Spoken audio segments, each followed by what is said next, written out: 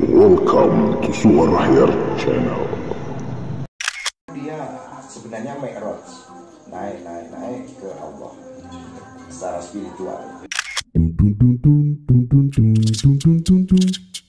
Filosofi Jawa sendiri sapa wonge wani ngalah, itu luhur wekasanipun.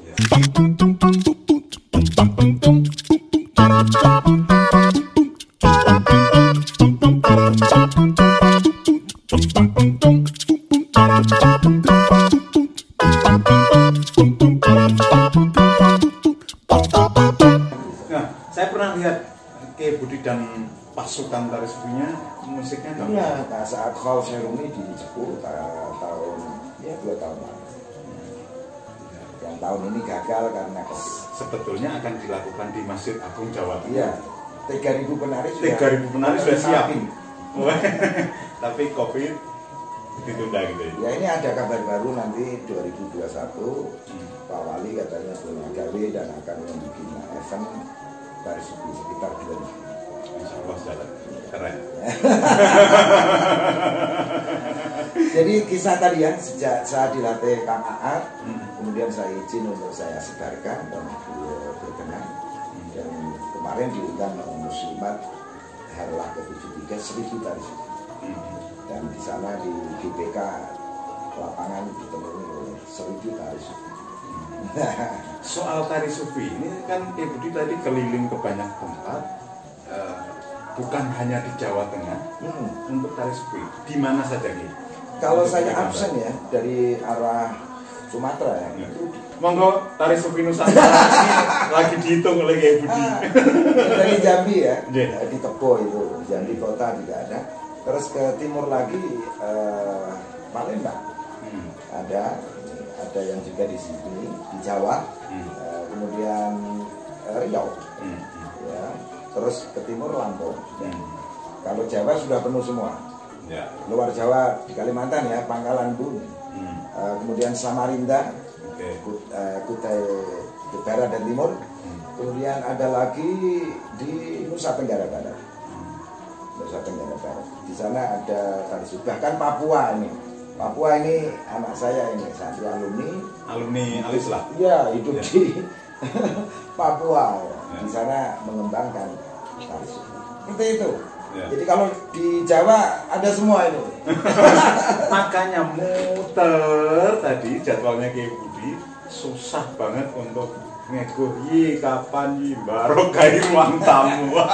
Dan gini Gus Akhyar, saya menyapa mereka tidak hanya per kelompok ya, tapi saya sempatkan one by one. Saya harus tahu keluarganya dia. Jadi saya kalau rekaman di Kiai Budi Channel itu satu keluarga seperti ini ya, itu ayah ibunya, kadang ada yang yatim, piatu, dan itu saya liput satu-satu. Disapa satu-satu. Tergantung jalurnya loh. Diajak foto satu-satu. Siaran, dialog seperti ini. Bukan foto, nah foto sudah biasa. Sudah biasa. Apa pertimbangannya? Kok disentuh satu-satu? Iya, tentu kita hubungannya bukan fun. Hubungan saya dengan anak-anak itu bukan artis dan fans gitu. Bukan, tetapi seperti orang tua kepada anak. Dan kita butuh persaudaraan yang intim ya. Saya harus tahu keluarga dia. Saya harus tahu perkembangan dia gitu ya. Dan disitulah lahir kekerabatan yang sangat indah di tari sufi. Anda masih di Suara Hair di ruang tamu. Terima kasih yang sudah subscribe, yang sudah like, sudah komen.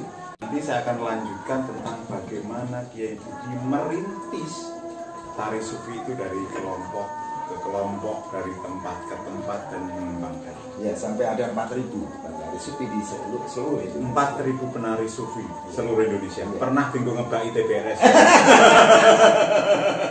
Nah, saya kok melihat ada militansi yang luar biasa di kawan-kawan tari sufi, udan-udan ya muter. Itu apa yang? Ya memang mereka apa ya? Cinta itu kan ya melampaui derita.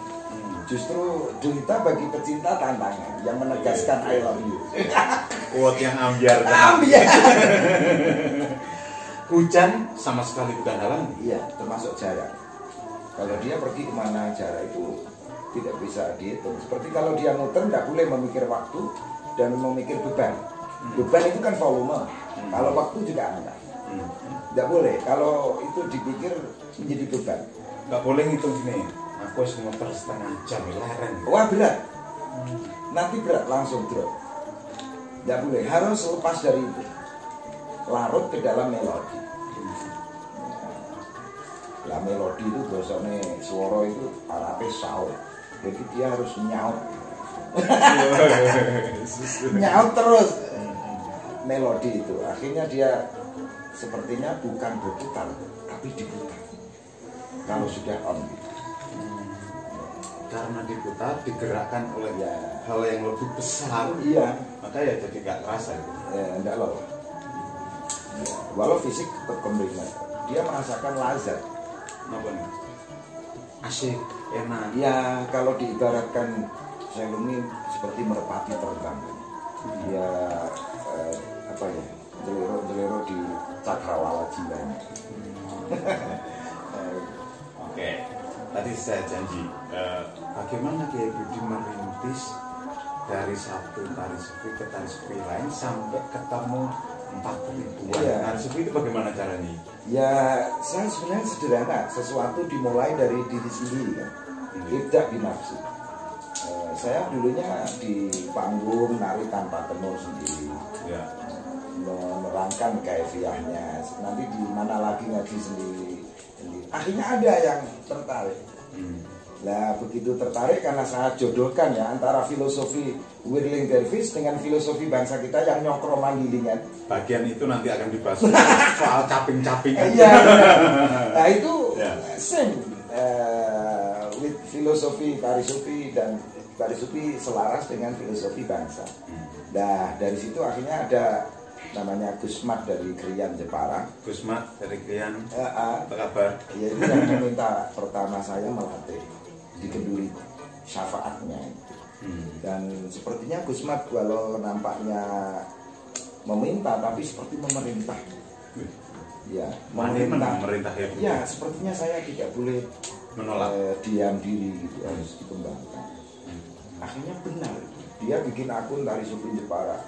Ini inspirasi bagi saya. Akhirnya, ini awalan ya? Iya, saya bentuk akun Tari Sufi di mana-mana yang sudah saya latih. Dan jadilah seperti sekarang.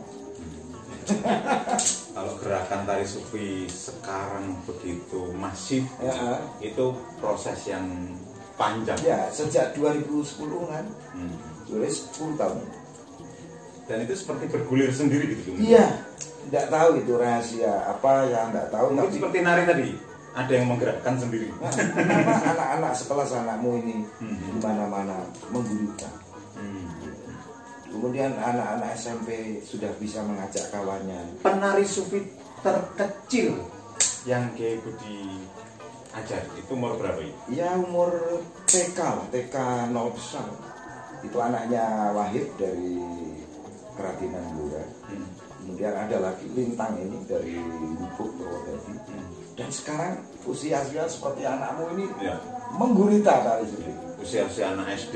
Iya, gitu TK malah. TK ya. Sekarang masuk ke jalur ekstra kurikuler di SD, SMP, TK. Sudah ada ekstra kurikuler? Sudah banyak. Di Alia kita keran satu besar, kemudian di SMA Al-Islam Salatiga, atau di SD-nya di Salatiga. Juga di daerah-daerah lain sudah berjodoh dengan lembaga pendidikan, termasuk di Cepu.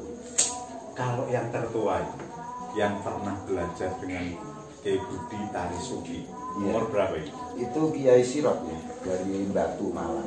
Jadi umurnya 56 dan alhamdulillah itu dia kalau dianugerahi begini. Ketika ketemu ya Budi, sejak saya bisa tari sufi, saya bermimpi dihadiahi serban putih oleh Rasul. Jadi malah saya sendiri yang melatih belum, malah wah ini resik kono ini. Aku rawani ngomong tendukan Dan ya, sekarang kalau ketemu saya takut gimana gitu. Sepertinya kedandapan atau sebagai ungkapan apa ya, hormat atau terima kasih ya Mbak. Sekarang dia bikin sike. Batu Malang, Kiai Surat yang paling tua. Ada lagi yang agak muda, tapi juga sudah berkeluarga, namanya Mbah Minto. Gimana? Mbah Minto Padangan. Oh, Bojonegoro. Ya itu sudah berkeluarga, anaknya sudah gede-gede, ikut tari sufi dan langsung juga ikut ke Torekoh. Setiap kali yang sudah berkeluarga itu saya anjurkan ke Torekoh supaya lebih tertata, ya. Lebih menep gitu ya. Asosiasinya ada seduluran. Oh iya. Oke. Masih di Suara Hyar, di ruang tamu dengan tamu spesial edisi khusus Hari Santri dengan Kiai Amin Maulana Budi Harjono Al-Jawi, pengasuh pesantren Al-Islah Meteseh Tembalang Kota Semarang, dan juga penggerak tari sufi Nusantara. Sekarang kita masuk ke menghubungkan filosofi tari sufi dan budaya Nusantara. Ya, itu semua lini kalau ingin landing di negeri kita harus melalui pintu budaya. Dan saya lakukan itu, bahwa filosofi tari sufi yang nyokro itu sesuai dengan kearifan kita yang urip iku nyokro manggilingan, bagi roda berputar. Dan disitulah saya sampai simbolkan dengan caping itu. Yang dulu Kiai Budi itu rajin membagi-bagi caping di banyak acara. Ya, selama 6 tahun itu ada 14.000 caping sudah saya pernah dibagi. Iki mau merene yo mikir. Nek ngomong kok ono caping siji to ngene tak Soal filosofi caping, mungkin bisa digambarkan caping yang ini kok nyambung dengan tari sufi itu gimana? Iya, karena tari sufi secara melingkar dia bergerak, kemudian tapi kan dia sebenarnya mi'raj, naik ke Allah secara spiritual. Maka filosofi Jawa sendiri sapa wonge wani ngalah, itu luhur wekasan itu. Seperti ini ya.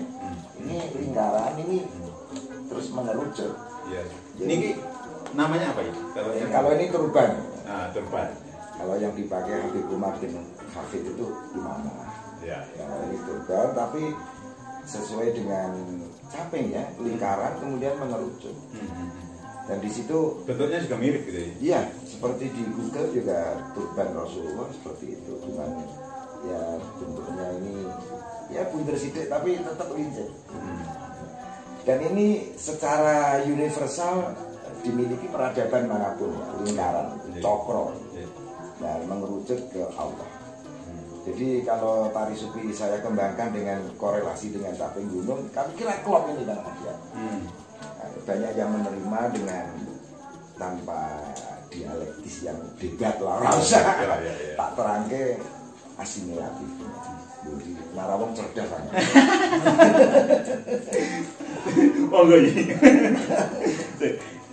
Dalam banyak kesempatan, saya tidak tahu di kesempatan yang lain ya. Dalam banyak kesempatan Kiai Budi itu sering menyampaikan paparan dan dengan dalil yang tidak terlalu banyak, dengan kutipan ayat, kutipan hadis secara kutipan bahasa Arab yang tidak terlalu banyak. Pertimbangannya apa? Pertimbangannya menyampaikan pesan itu, pesan Nabi biqadri tukulihim. Ya, kalau di pesantren lain secara klasikal gitu. Tapi kalau di tempat umum saya lebih memilih pola yang efektif ya. Sehingga seandainya dibunyikan ya bunyi, tapi itu cukup disampaikan pesan melalui kidung bisa, melalui tembang bisa, melalui kata-kata biasa. Ya, itulah pola yang lebih saya suka. Memang dikritik ya. Ada penelitian piye iki nek ngaji kok ora ana dalile. Ora iso kok piye. Padahal dalil itu ada dua. Yang pertama kauliyah, yang kedua kauniyah. Kauliyah itu teks, kalau kauniyah itu peristiwa. Memakai alam, itu juga ada. Jadi saya ambil pohon, kemudian syajarah, kemudian kita ini sejarah. Ini kan sesuai hadis Nabi yang menyatakan orang-orang di belakang hari itu hanya mempelajari kitab terbuka. Itu tidak diterangkan secara spesifik. Kitab terbuka itu kan ada dua. kita menyelami teks juga dibuka lembarannya, kita menyelami alam, tersimak apa yang dibaliknya, gitu kan? Ada ungkapan-ungkapan Kiai Budi yang bagi banyak orang lagi ngawur, gitu. Bajingan. Ini misalnya ya itu sebuah metode untuk bajingan itu apa itu? Bajingan itu kan ngaji mangan. Itu sebuah cara untuk membebaskan diri dari belenggu kata-kata yang tidak adil. Asu ini, misalnya. Kiai, ini baru kali pertama nih di ruang tamu Kiai ngomong asu. Itu kan sing jeduk gitu ya, secara ego dia marah dan tersinggung berat, padahal itu bisa dialihkan.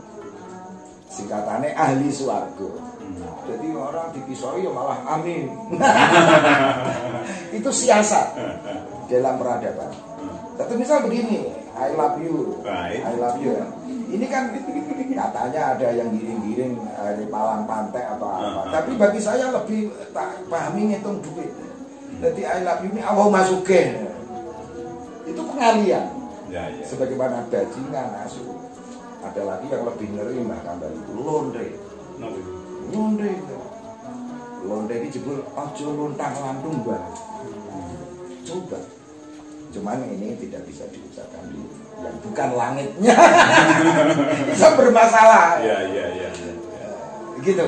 Ya. Ini memang ungkapan-ungkapan kadang-kadang mengejutkan gitu. Tapi perlu ona terjemahan. Ini yang juga sering Kiai Budi sampaikan. Mending untuk gamelan. Timbang untuk cangkem. Ya itu memang ada kualitas usul fikih. Jadi bagaimana usul fikih itu antara dua yang bahaya itu dicari yang paling ringan. Jadi kalau nutuk gamelan karo nutuk dia semua. Ini kan lebih ringan nutuk gamelan. Menepis menutuk sama orang. Kalau nutuk orang biadab, kalau gamelan menjadi peradaban. Mending ngeplaki gendang. Ya, daripada ngeplak sedulur. Nah, itu kan lebih terhormat. Ngeplak rebana sama kan? Ya, itu daripada keplak-keplakan. Termasuk merokok itu juga. Mau izin merokok. Nyumpeli lambe kan menghadang. Oke. Seperti itu. Jadi kita punya siasat yang sangat indah di negeri kita. Kalau mau open gitu ya. Masih banyak hal yang bisa kita bahas, tapi Kiai Budi harus segera isi pengajian. Mungkin pesan nih untuk para santri di seluruh Nusantara, apa yang mesti dilakukan, apa yang mesti dikerjakan, apa yang mesti dipikirkan mumpung momentumnya hari santri. Oh ya, kita ucapkan selamat dulu kan kepada Hari Santri Nasional 22 Oktober tahun ini, dan tentu mengingat hati yang mengenang tadi, menghadirkan jiwa-jiwa juang mereka di masa menuju kemerdekaan, juga setelah solusi jihad gitu ya. Di sana kita usung dalam kekinian dan kita gelontorkan ke dalam bidang masing-masing melalui alat yang sangat canggih tadi di era telekomunikasi untuk mewartakan keindahan-keindahan dan memotivasi, mengajak dan macam-macam untuk bersama-sama ini bangsa ini sebagaimana santri yang dulu punya peranan besar terhadap kehidupan berbangsa dan bernegara. Matur nuwun Kiai Budi. Semangat. Oke, matur nuwun atas kehadirannya di ruang tamu, mudah-mudahan barokah, mudah-mudahan memberi manfaat. Jika Anda mendapatkan manfaat dari perbincangan ngalor ngidul saya dan Kiai Amin Maulana Budiarjono Al-Jawi, Kiai Budi, silakan share sehingga manfaat itu tersebar lebih luas lagi. Terima kasih sekali lagi untuk Anda yang sudah subscribe, yang sudah like, sudah komen atas ruang tamu ini. Mudah-mudahan menjadi tambahan energi bagi saya untuk menghadirkan tamu-tamu yang lebih keren dari Kiai Budi. Lebih keren.